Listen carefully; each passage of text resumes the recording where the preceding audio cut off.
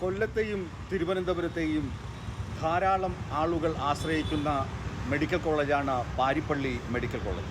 കൊല്ലം ജില്ലയിലെ ഏകദേശം കരുനാഗപ്പള്ളി മുതൽ പാരിപ്പള്ളി വരെയുള്ള ആളുകളും തിരുവനന്തപുരം ജില്ലയിൽ വർക്കല, ആറ്റിങ്ങൽ തുടങ്ങിയ ഭാഗങ്ങളിൽ നിന്നും ധാരാളം ആളുകൾ പാരിപ്പള്ളിയിലേക്ക് എത്തുന്നത് നിങ്ങൾ അവിടെ പോയാൽ കാണാൻ കഴിയും.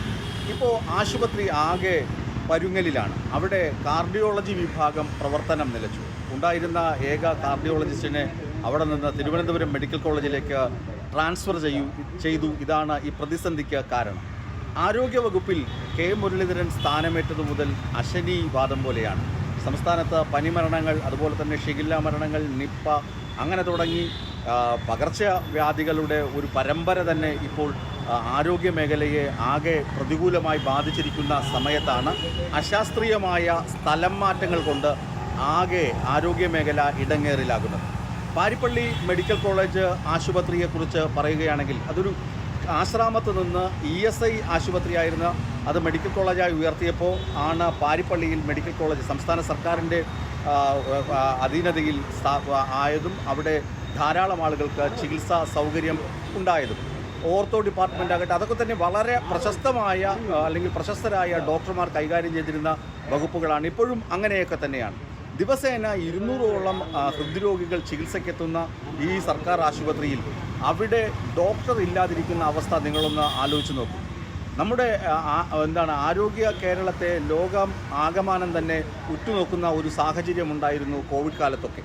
അതിനുശേഷവും അങ്ങനെ തന്നെ നമ്മൾ ആരോഗ്യ മേഖലയിൽ 1ാം സ്ഥാനമാണ്, മറ്റ് സംസ്ഥാനങ്ങളെ അപേക്ഷിച്ച് ഒരുപാട് പുരോഗതി ആർജിച്ചു എന്നൊക്കെ പറയുമ്പോഴും ഈ പാരിപ്പള്ളി മെഡിക്കൽ കോളേജിൽ സംഭവിച്ചിരിക്കുന്നത് അതീവ ഗുരുതരമായ പ്രതിസന്ധിയാണ്. ഈ പ്രതിസന്ധിക്ക് എങ്ങനെ പരിഹാരം കാണുമെന്ന ആരോഗ്യ വകുപ്പാണ് തീരുമാനിക്കേണ്ടത്.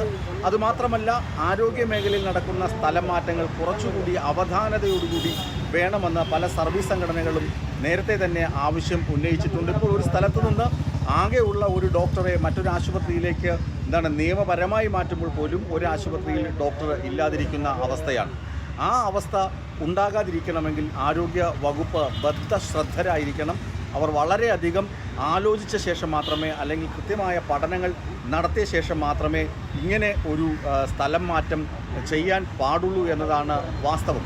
പക്ഷേ പാരിപ്പള്ളി മെഡിക്കൽ കോളേജിൽ ഇപ്പോൾ കൊല്ലം എല്ലാ പത്രങ്ങളുടെയും കൊല്ലം എഡിഷൻ നോക്കിക്കഴിഞ്ഞാൽ പാരിപ്പള്ളി പ്രധാന വാർത്തയാണ്. കാരണം അത്രമാത്രം ജനങ്ങൾ അവിടെ ബുദ്ധിമുട്ട് അനുഭവിക്കുന്നുണ്ട് എന്നതാണ് വാസ്തവം. ഈ പശ്ചാത്തലത്തിൽ സർക്കാർ ഈ മേഖലയിൽ, പ്രത്യേകിച്ച് പാരിപ്പള്ളി ആശുപത്രിയിലെ കാർഡിയോളജി വിഭാഗത്തിൽ കൃത്യമായ ഇടപെടൽ നടത്തുമെന്നാണ് ഞങ്ങളുടെ പ്രതീക്ഷ.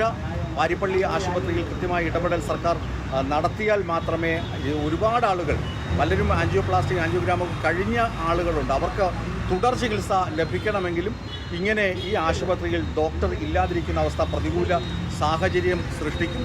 ഈ ഡോക്ടറെ എത്രയും വേഗം നിയമിച്ച് ഈ പ്രശ്നത്തിന് പരിഹാരം ആരോഗ്യവകുപ്പ് കാണുമെന്ന് നമുക്ക് ന്യായമായും പ്രതീക്ഷിക്കാം.